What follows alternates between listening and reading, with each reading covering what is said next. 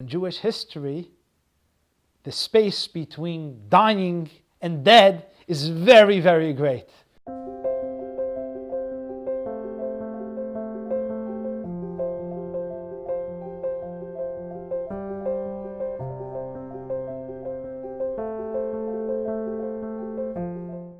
Chanukah is the festival of lights.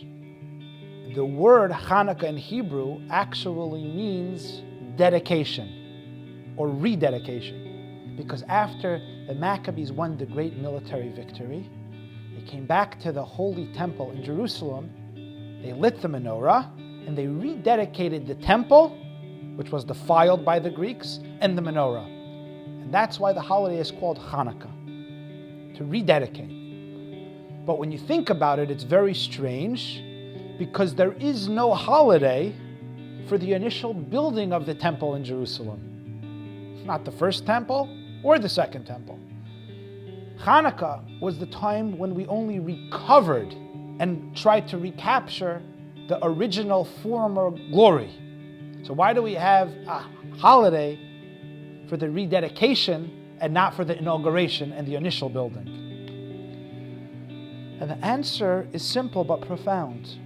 In life, it's relatively easy to start something new. When we start a New Year's resolution, there's excitement, and so it's easy to begin.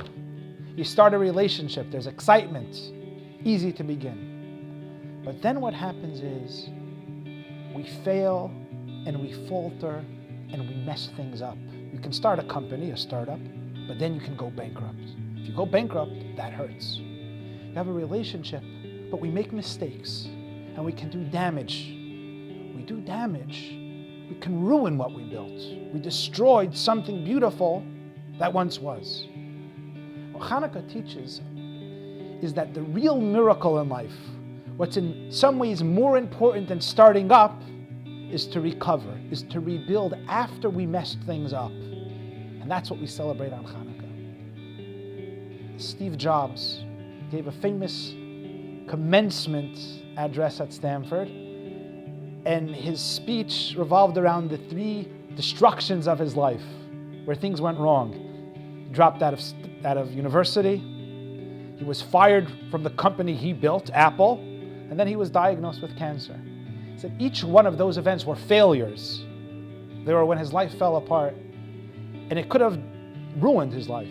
But instead, in his talk, he spoke about how he used the energy of defeat and destruction, and he channeled it into rebuilding, and he became one of the great inventors and creators of that modern times. And Jews have done that at a large scale. We have suffered great defeat, like in the time of Chanukah. And from the original destruction then, all the way through the persecutions and pogroms to the Holocaust itself, inspired by the story of Chanukah, the Jews always said, we will not give in to despair, we will rise again, kindle the menorah. And so whatever state the world was in, the Jews had faith in the future, in redemption of the future, in Mashiach, because of that inner strength to recover and fix that which was broken. Isaac Bashevis Singer, the Nobel laureate, was asked by the New York Times why he writes in Yiddish, because Yiddish is a dying language. So he said, you're right, Yiddish is a dying language, but in Jewish history, the space between dying and dead is very, very great. And that is because we are a people who don't die. We get up, we rekindle the lights, and we live again. And that is a very powerful message of the lights of Chanukah.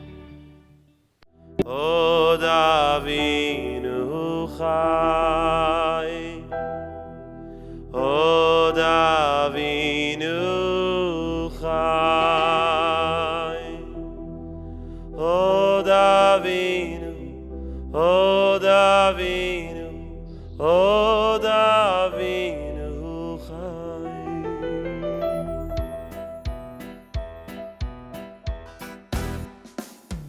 O Davinu, O Davinu, O Davinu Chai.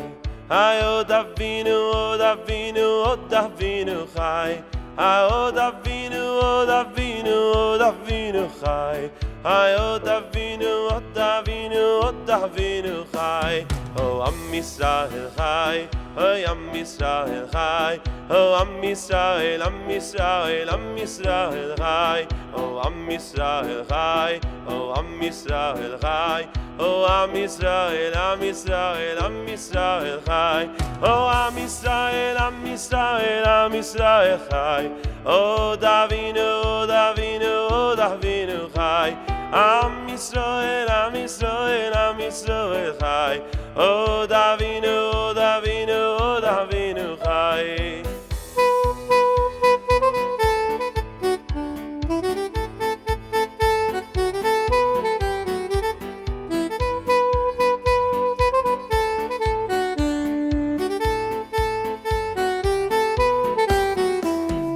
Oh Davinu Chai, oh Davinu Chai, oh Davinu, oh Davinu, oh Davinu Chai, oh Davinu Chai, oh Davinu Chai, oh Davinu, oh Davinu, oh Davinu Chai.